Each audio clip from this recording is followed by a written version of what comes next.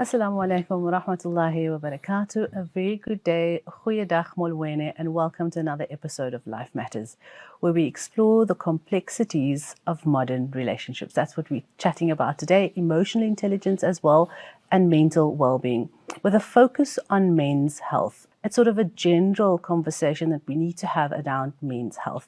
In today's fast-paced world, relationships face unique challenges, and particularly modern relationships are rather complex and multifaceted that hopefully we want and we'd like to see requires a blend of faith, emotional intelligence, EQ as we often call it, as well as effective communication and empathy. Now, the rise of independence and self-expression, especially in women, has transformed all relationship dynamics. How exactly do we adapt to this? And hopefully we'll answer that question in today's show. One specifically, which is often suggested, is that couples and all relationships who practice empathy and active listening have better conflict resolution skills. Yes, that's a word you need to learn, conflict resolution. Joining me today is Zaid Ismail to discuss this topic of how societal expectations, modern relationships, and the rise of independent women and emotional intelligence affect men's mental health. Now, Zaid Ismail is no stranger to the media world, a self-published author, coach, and mental health activist with over 25 years of experience in leadership roles. His thought-provoking works, including Own Your Life and An Incomplete Love Story, have resonated with readers globally. Zaid's expertise and passion for mental health advocacy have made him a sought-after voice both on community radio and television. Today, he shares his valuable insights on navigating the challenges of modern relationships, emotional expression, and a word often we use is narcissism. So that's what we'll be discussing today. Also looking at how societal expectations, modern relationships, the rise, as I mentioned, of independent women and emotional intelligence does affect men's mental health. So today, inshallah, let's introduce Zaid Ismail to our studios. Assalamu alaikum and welcome to Hilal TV. Wa alaikum assalam wa rahmatullah. Jazakallah for having me. Khair.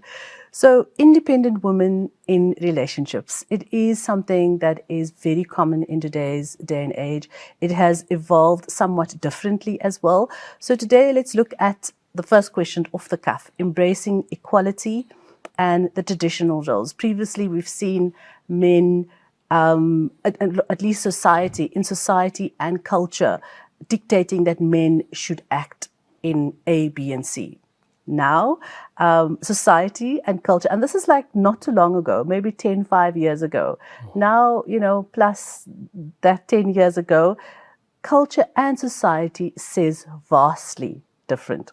What impact has culture played over the years, over evolution? I think I did a show recently on sinusitis, and evolution has even changed the structure of our nose and our mouths, for that matter.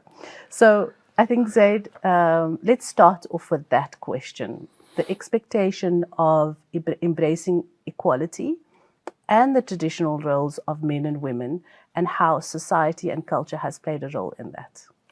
I think the first thing we need to realize is that one of the reasons why we see this is because we're trying to solve the wrong problem about the balance of roles in a relationship or in a marriage. And I could argue that it's more culture that is kind of lagged behind the developments of life, rather than our role as Muslims in our homes. And it's because of our struggle to try and reconcile the cultural norms with the demands of contemporary life and our need to be Muslim, and to establish our role in that regard, and then focusing on rights and responsibilities within that context and all of that. That's what's complicated everything for us. It's complicated things for us because we're actually not mindful about what are we using as our point of reference to determine how best to strike this balance.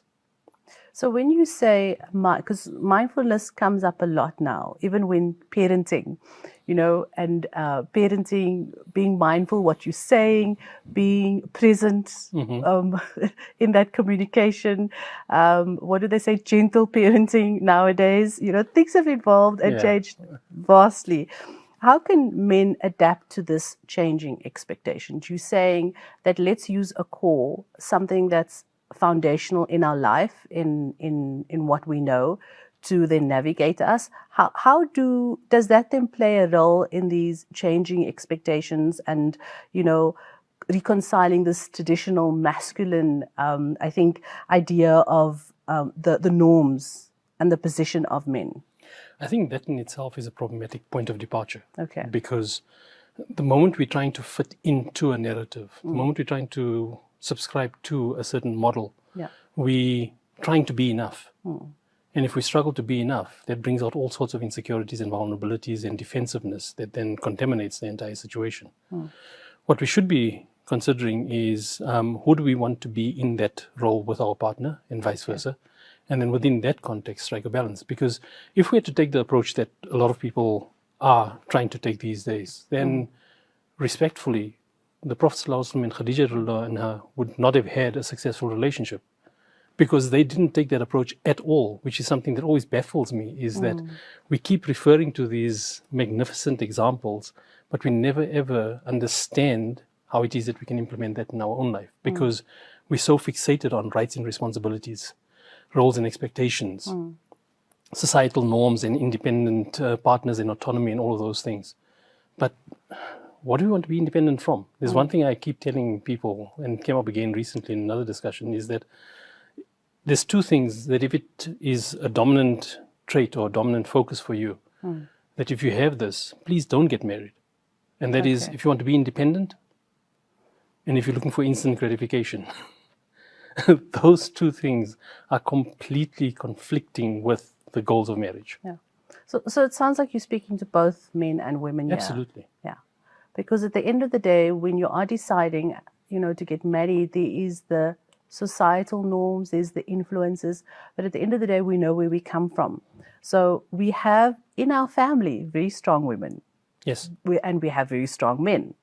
And we use that sort of as a base, like, I'm not going to get married to my father, or I'm not going to get married to someone like my mother. And then you end up getting married to exactly that. Right. So let's talk about that relationship with women and how men can navigate those relationships with independent, financially independent, strong women who are voiced. I was listening to a couple once. I think they're married for almost just over 20 years.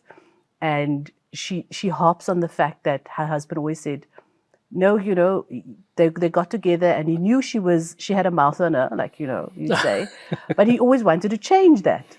Right. And she says, like, for 20 years, it didn't change. And you married me like this. So I'm just going to use that example. When you get married, you know you're married to a strong, independent woman that has a mouth on her, that's not going to be quiet. She's going to say something. How do men navigate, you know, these confident women by still maintaining an identity in their family, in their unit, and adhering to Islamic values and roles? I think that's a quite a difficult one for men, because men get into a relationship, like, let's assume whatever the nature and shape of the courtship is, halal or haram or somewhere in between, beside the point. But in that period running up to the marriage, they encounter these characteristics in their potential partner. And for the most part, they look at it and they think, this is invigorating. This is like, it's rejuvenating. It's something refreshing to have someone who I can actually have a conversation with, right? Rather than someone that's just submissive and doing. And some people looking for someone submissive, good for them. But when it comes to someone to finding a partner that's got a presence and a voice of their own, and you find that intriguing in the courtship, you need to understand what you're getting yourself into after marriage. Because after marriage, the one thing that trips all couples up is that they don't realize the impact of the change in expectations that come after marriage. And that's what people struggle with the most, is the change in expectation that then provokes their insecurities and their vulnerabilities. And if they don't know how to deal with it comfortably, or if there isn't enough trust and understanding between the partners to be able to navigate that together, then this mouthpiece becomes a problem. Like, you always trying to put me down. You always think you know better, and you always want it your way. And that's because of the defensiveness that comes in about, I don't feel adequate anymore. And because I don't feel adequate anymore, I'm going to try and bring you down to where I am, rather than trusting that I can rise up to where you are. So let's talk about that balance, the balance of her saying, you know, I feel this, and him saying, this is how I feel, because the focus is men's health. And often, you know, men are not able to express their feelings in the relationship. So, you know, and probably be more assertive, and it comes out the incorrect way. So how should and must men express their needs and feelings in the relationship in a safe and expressive way that they can be heard, possibly balance, you know, that leadership role and maintain that imamat in the family, but also not, like you say, push down her feelings? I think that's a very important understanding that needs to be established, is that men, I would argue, are equally expressive emotionally, but they just express themselves differently. And because there's such a major narrative about men must express emotion and they must be allowed to cry and all of these things, and that it's not weakness, and trying to teach men to express themselves differently, that we don't realize that what we're actually trying to do is we're trying to get men to express themselves the way it would innately and naturally come to women.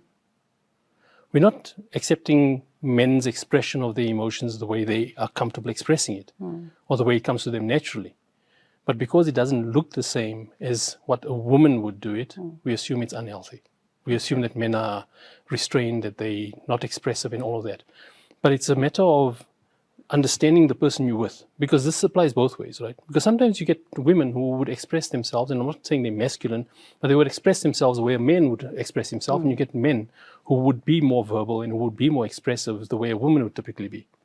So there's no one-size-fits-all for this. But what we need to understand is that if a man is taking strain on something, he's not going to break down and cry and like look for sympathy, because that's not in his nature, right? It's not wrong for him to do that, but his natural inclination is going to go quiet. Yeah. He's going to become withdrawn. He's going to be reserved, not because he's giving people silent treatment, Okay. but because he's trying to figure something out. And often that silent treatment is taking in the wrong light. Yes. Okay. Because we assume that's emotional abuse. Very good, but thank you so much, Zaid, for sharing your valuable insights on modern relationships. Now let's explore the complexities within these modern relationships and how societal norms have changed all of that, finding balance in those relationships today. Join us in our next segment as we explore the possible complex issue of narcissism. Narcissism label in men. When we often say, oh, you're gaslighting me, oh, this is a narcissistic tendency.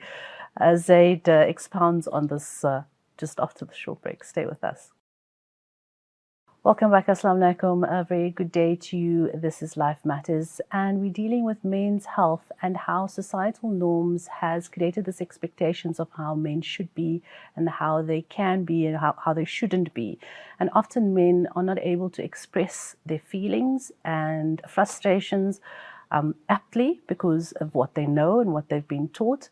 But today we have a wealth of information out there. Yes, the World Wide Web is filled with probably, I think, over redundant, but some information that is there for us. And coming back to our basics of what our religion teaches us is also something that we have to hold dear and close to when it comes to controlling anger. How do we express how the Prophet ﷺ dealt with conflict? But in studio we have Zaid to unpack this topic. Narcissism label in men specifically is what we want to talk about in this segment. It's a very sensitive topic, and I think the correct information. Not too long ago, a bit ago in the parenting show, I had a psychiatrist who spoke exactly what is narcissistic behavior, and so we need to educate ourselves about what is something before we accuse someone of something. Now, Zaid Ismail offers guidance on navigating these challenging situations. He's a veteran blogger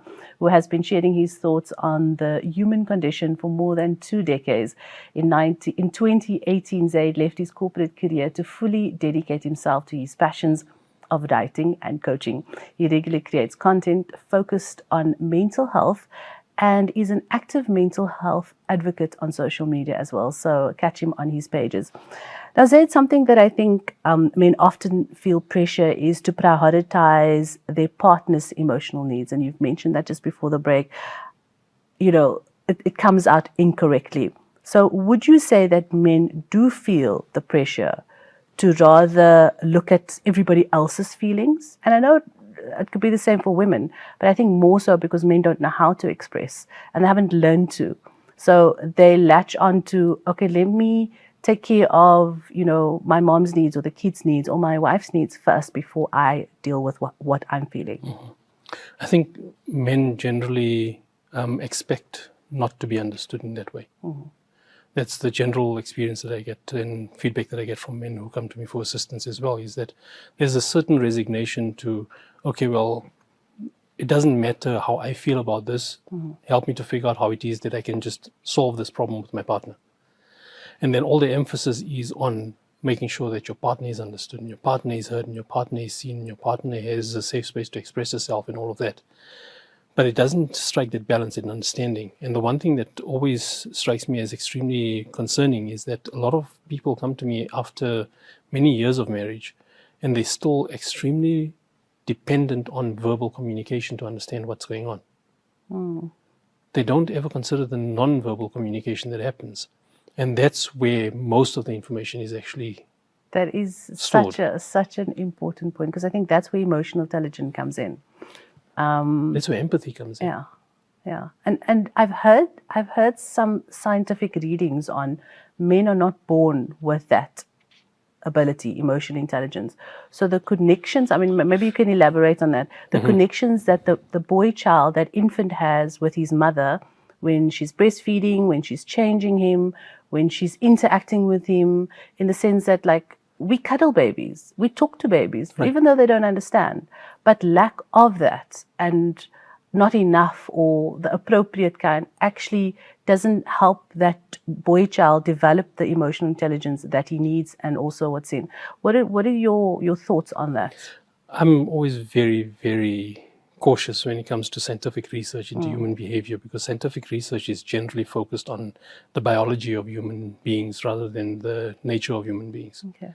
And it's not a matter of whether we were born with it or not, or whether men have it innately or not. It's that we're by design, and this is something that, strangely enough, even mainstream psychology agrees with, is that by design, the very nature and innate interest of men and women is different. Mm-hmm. Women are more concerned about the people experience of things, okay, and men are more interested in the things, in the problem solving, analytical stuff, pragmatic stuff. So we weren't designed to be the same in the first place. So trying to make us the same is actually oppressing our natural inclination. And the way a man would express that kind of closeness and bond with their children is supposed to be different from a woman. Because the one thing that I always remind women about is that they can't expect a man to have the same level of emotional connection in that way, because they'll never understand or even experience what it's like to have a life growing within you. So by design, we are prevented from understanding that depth of connection.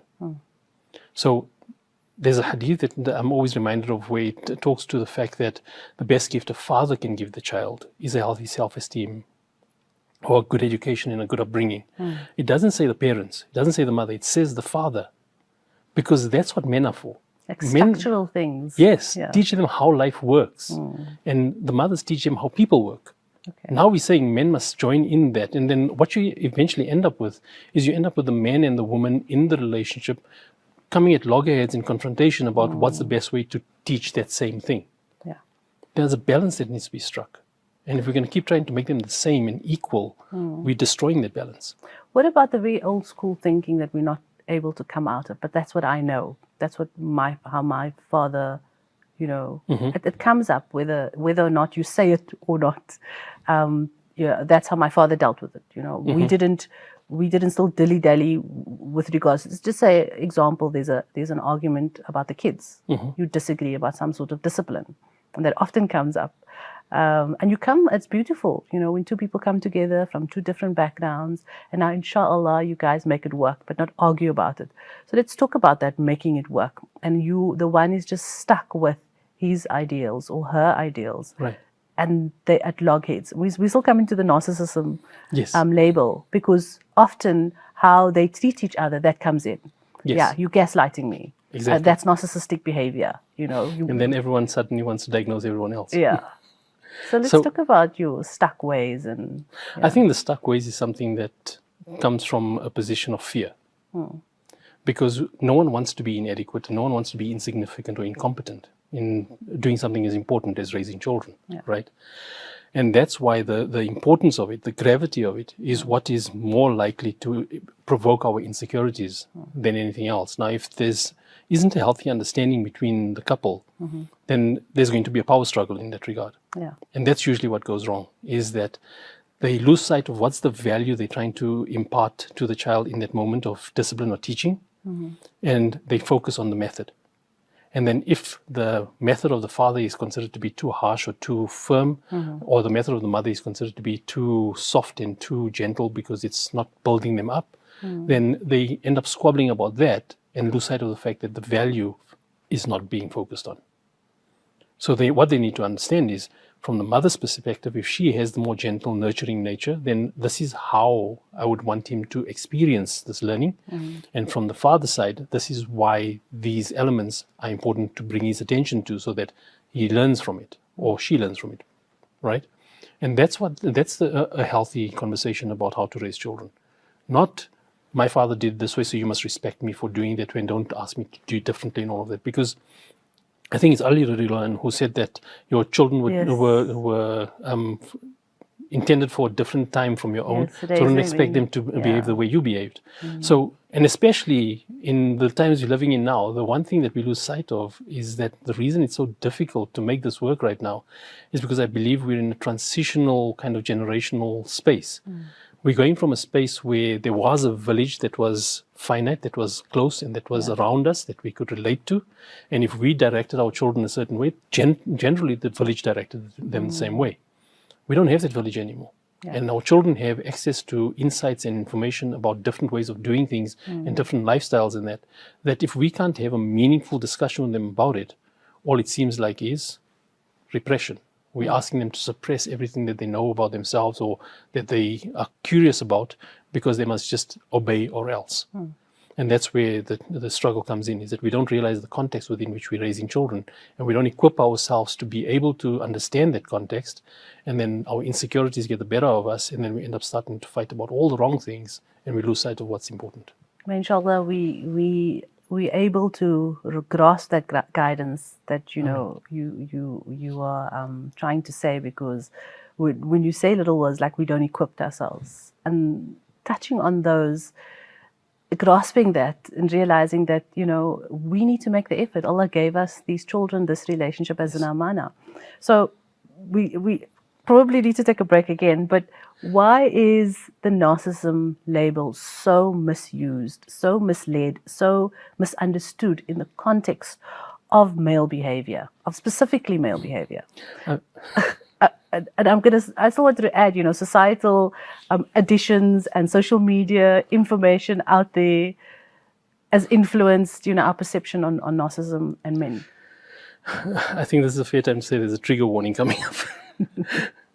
I honestly believe that the person who self-diagnoses someone else as a narcissist is probably more narcissistic than the person that they are diagnosing. Because to find it within yourself, to label the entirety of a being based on your experience with them, that is arrogant, right? But we don't mean to be arrogant. Yeah. And that's where the problem comes in, is that we don't realize the difference between our intention versus our method. Yeah. You're not going to solve a problem by labeling someone. You're not going to solve a problem by labeling behavior either. What you are going to solve a problem by is understanding why they behave that way, why they appear that way, why you're experiencing that side of them. Because if you want to claim someone is a narcissist, if you want to claim your husband or your partner or your father or your brother or whoever it is, any male figure is a narcissist, then you need to also consider, well, are they that way with everyone? If they're not that way with everyone, here's the really difficult part that people don't want to consider, is that if that man is kind and considerate and available and generous with a whole lot of other people, but not his own family or not his partner, then my question to you is, why is it that his partner brings out the narcissist in him? That's going to be my next question, actually. Right? Because that's what we need to be more honest about, is what is it about the dynamic that you're sharing with your partner that brings out that defensiveness in them, that insecurity or that selfishness? that we then look at and we say he's a narcissist. No one is 100% anything. No one is 100% narcissistic, suffering from anxiety, suffering from depression. There's always variations in it. And if we understand what are the settings and what are the relationships that bring out those insecurities in them that cause them to behave that way or feel that way, then we have a better chance of seeing the human behind the behavior rather than labeling the human as defective. And often they say when you're pointing one finger at someone, the rest is pointing back at you. So a woman's independence, can that possibly trigger their assertiveness, possibly trigger insecurities or narcissistic tendencies in men? I did a show on a diagnosis of narcissistic behavior and the actual condition. So please watch that on Parenting Today. It should be available, and all our shows available on our YouTube channel, Hilal TV. We'll take a short break, and when we come back, we talk more on this topic and hopefully answer that question back in a moment. Welcome back. Assalamu alaikum. Very interesting topic we're talking about, and it is in line with men's health. How do men actively express their emotions, their vulnerabilities, and the topic of narcissism did come in. Did you know that narcissism is a mask that often hides insecurity, shame, and vulnerability? The narcissist's greatest fear is often being forgotten. These are just some commentary from notable authors and experts on narcissism who shared some insights on this condition. Let's deal with men's emotional expression and vulnerability, or their inability to express that. So Zaid, just coming back to that question, the triggers.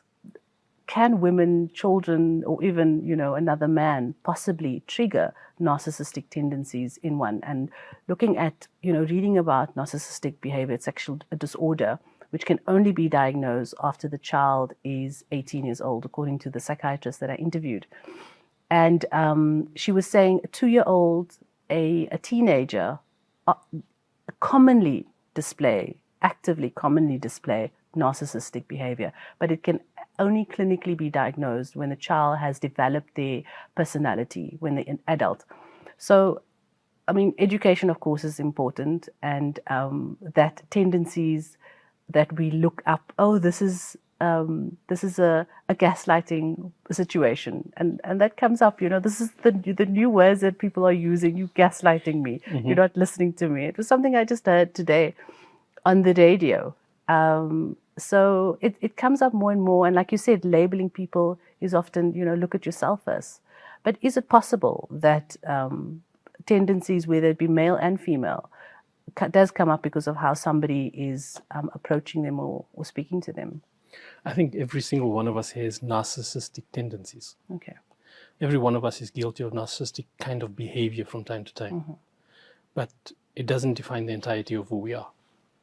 The more important thing is, when we label someone as being a narcissist because of their insecurities, we dehumanize them even further. Okay. Because the whole reason why we feel insecure in the first place is because we're afraid that as a human, we're not going to be enough to people who are important to us. Now you're taking that human that's already struggling and you're writing them off. So at which point do we start recognizing that all of these labels that we've come up with distracts us from the human we are with? Because that's one of the biggest problems in relationships. We become so fixated on the role players in the relationship that we don't see the human behind the role anymore. We don't see that behind the husband there's a man who has his own struggles, who has his own difficulties, who goes through his own amount of shame and indignity that he has to suffer through in the workplace and all of those things, just so that he can fulfill his role as a provider. We don't see that. We only see the man who gets home after a long day and doesn't have the energy or the inclination to want to help with chores around the house, for example, and we think, well, you're not supportive. But by the same token, we can then argue that the wife is not supportive by helping him get through his day at work while he's at work. That's why this expectation to have people show up in a specific way dehumanizes the person you're with. And it breeds a sense of entitlement that because everyone says I should be able to expect this from my husband, that means that if I'm not getting it, he's wrong, not me. There's no understanding. Let's explore that expression of dehumanizing, because like you say, we don't know what's happening with the next person. So there's the saying, don't ever, approach someone the way you think what's on the picture because you don't know what's happening deeper down. Yes. So can you elaborate on dehumanizing someone? What does that do for them? What are you doing to them? And what emotions and what are they left with? How are they feeling?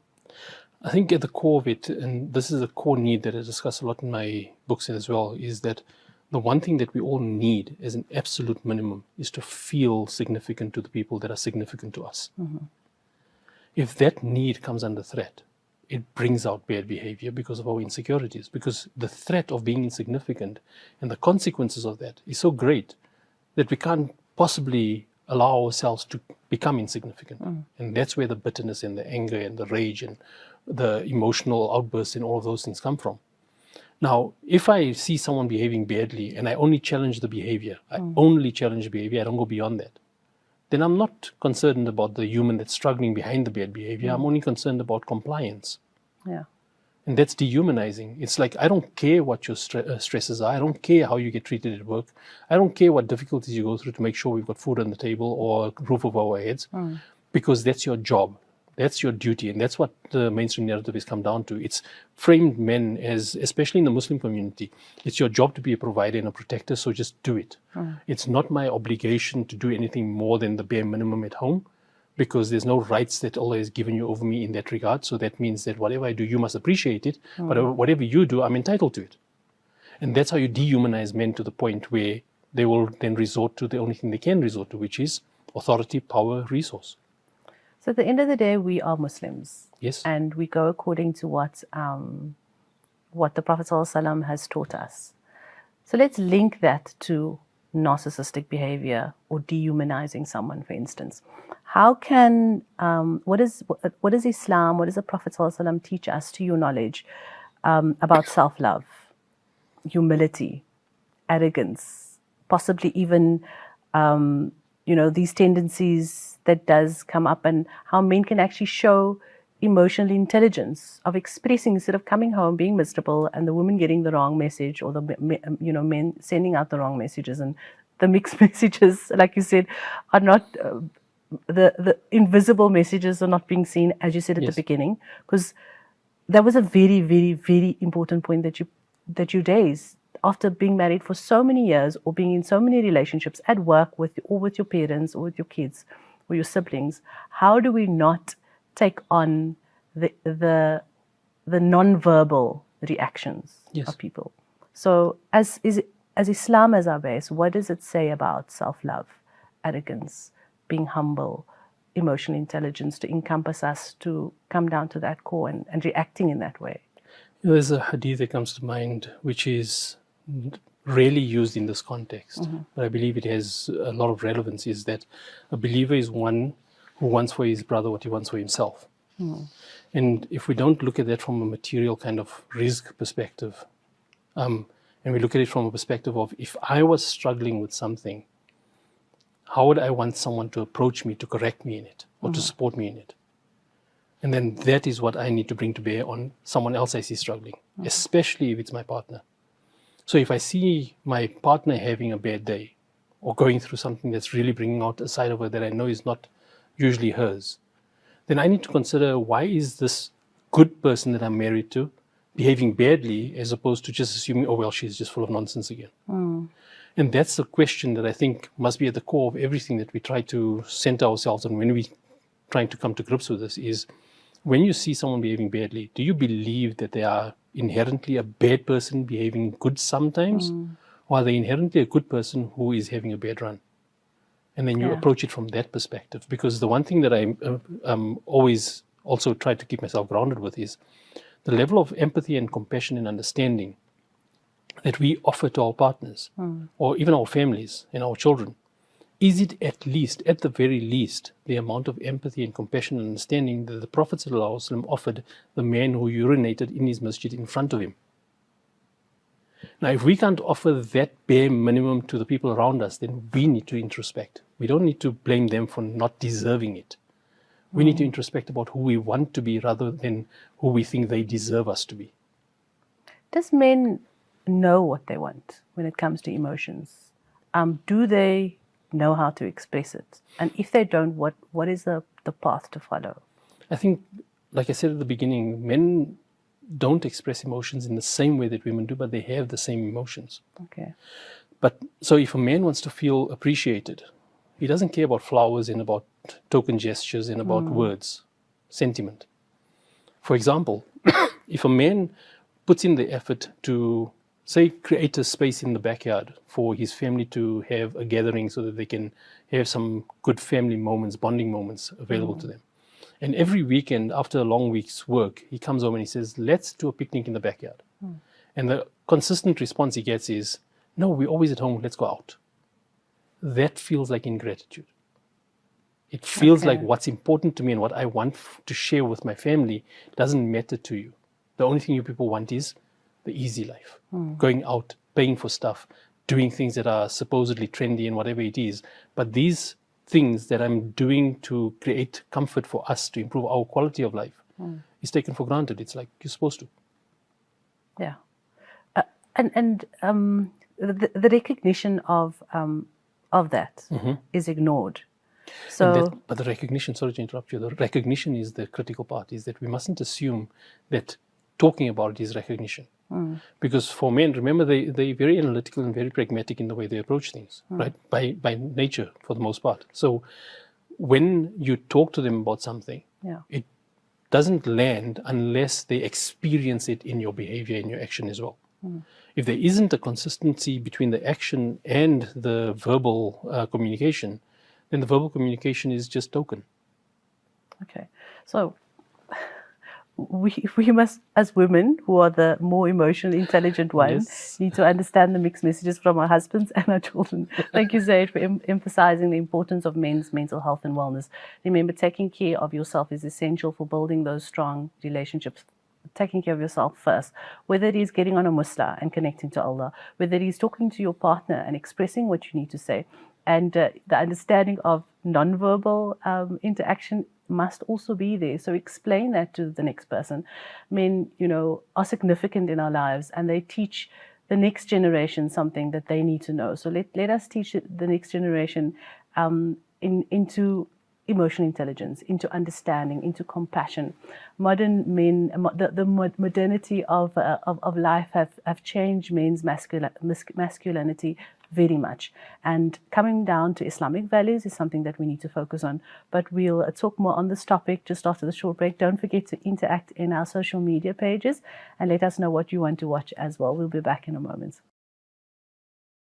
Assalamu alaikum and welcome back as we discuss a pivotal topic in our society, in our homes, literally on our doorsteps, and that's men's health. How do they express their emotions? What is their mental well-being or like? Is it something that you've spoken to your spouse about, your dad, for instance? The men in our lives, alhamdulillah, as women, there is an array of information, education, workshops that is there for us.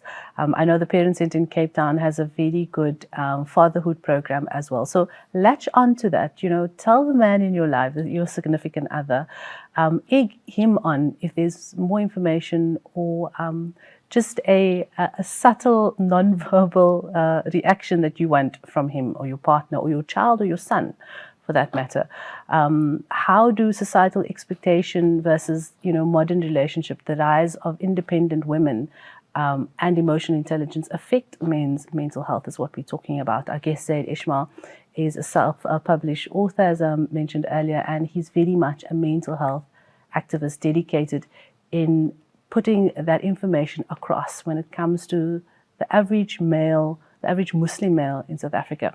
He's also writing a book in the works, and we very much would like to see that very soon, and catch his social media pages as well for that. So emotional expression and vulnerability, modern masculinity in today's day and age needs to look this way, and this is how it looked previously. But we also have to tie it into Islamic values. So how do you help men? How do you help couples navigate this understanding of empathy, the emotional intelligence? How do you think men can navigate the changing power dynamics when the women are a little bit more expressive and stronger, and sometimes even the leader in the household. Is that dynamics even correct? Independent women can still be a functional female in the family by playing her roles and then them complementing each other. So men are just, in some instances, house husbands even. Mm-hmm. How do they navigate that challenge of expressing how they feel when there is a very strong woman in the family, and understanding societal expectations also? Does that influence their reaction? Because often we think, oh no, let me not do what I think I need to do. And should we even let societal expectations influence us? I think the moment we focused on societal expectations, that's where we create problems, because we then start looking for compliance or conformance in our home with those expectations. And that's how we lose sight of who are we with. What is it that we share? What is it that we're supposed to be collaborating on, rather than owning as different domains of control or power in the home?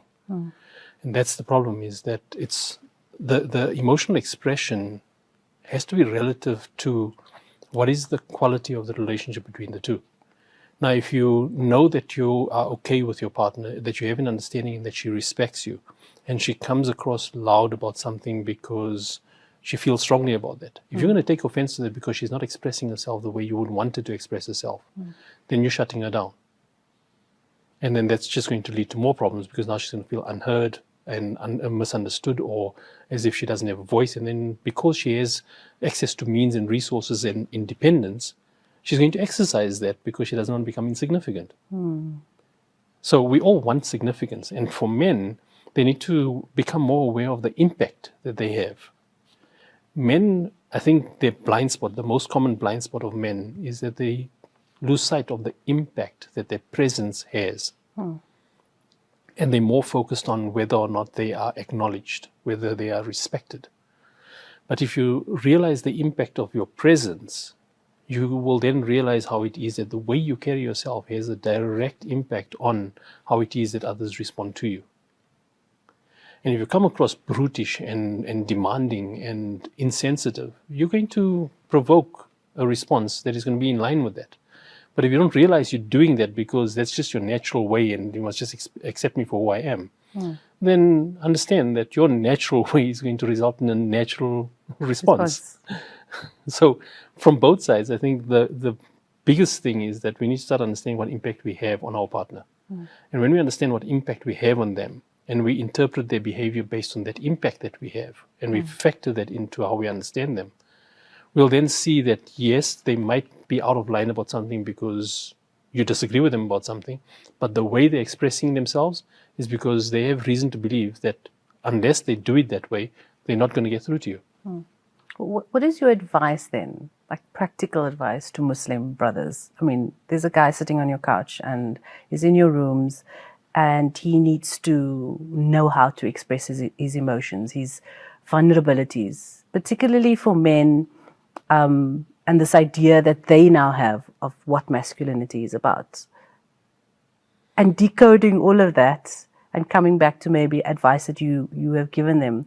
I mean, Muslim men, they do embody positive, I'm sure they would like to embody positive masculine traits that will help society grow and will, then counter off onto their boys, for instance.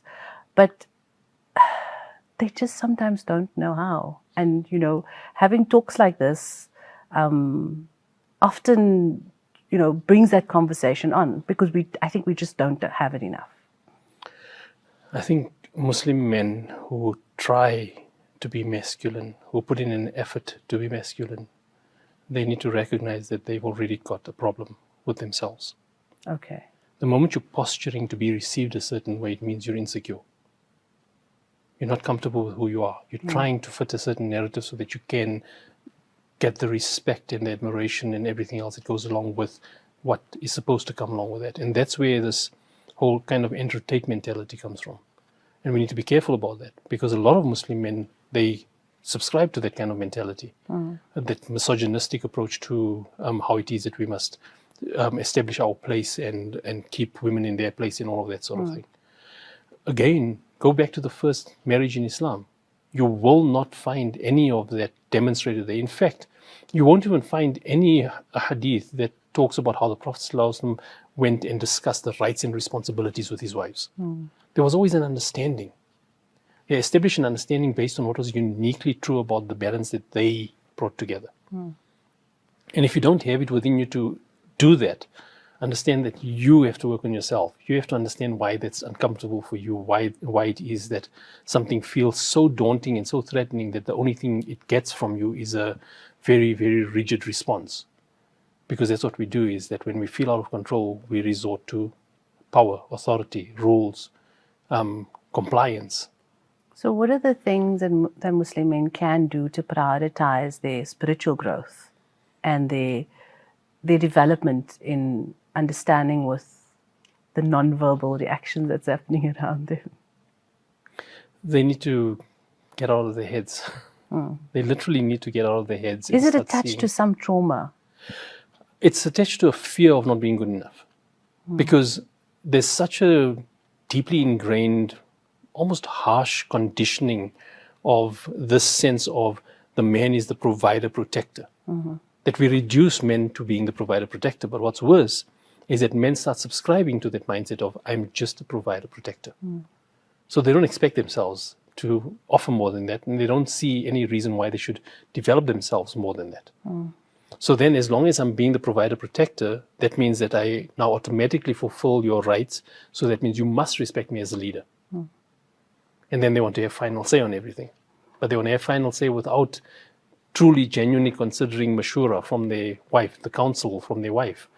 And the Prophet ﷺ took counsel from his wives all the time. He took it from Aisha radiallahu anha, he took it from Khadija radiallahu anha, and those are just examples I can think of, and I'm sure there's more of it. So if we want to claim our rights and responsibilities within the context of the Sunnah and Sharia and all of that, we need to be sure that we are establishing the character of the Prophet ﷺ in the way we go about claiming that, or establishing ourselves with credibility in those roles. That was actually where I was going to leave my last comments, and I think that's perfectly said. Nothing more needs to be added. If we want to go back to understanding what our roles and responsibilities, let's go back and use the Prophet ﷺ's first marriage as an example. Exactly. MashaAllah, what a beautiful one. Zaid, Ishmael, thank you so much for your time. Hopefully we can chat again about your book when you're back at this side of the world, and it will be all done and dusted, but all the best to you for your continuous journey that you are creating when it comes to mental health and the advocacy around that, because I think there's not enough said to both men and women and the community, society in a whole. So Jazakallah for your time. Till we speak again, Assalamu alaikum to you. Ameen, barakallah. Wa alaikum assalam. Thank you so much to Zaid, our guest in studio today, for sharing his expertise and inspiring us to prioritize men's mental health. All the best to him for his continuous effort for creating awareness within the mental health space. And of course, Sterkte on completing his book. And we'll watch out for that. To you, thank you for joining us, to our audience. It's really been an explorative conversation, the complex world of modern relationships and the independence of women, as well as not forgetting emotional intelligence and mental health for men.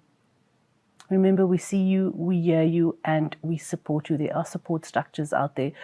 To all men that are struggling in silence, know that you're not alone. Take the plunge. Your mental health matters, and seeking help is a sign of strength, not weakness.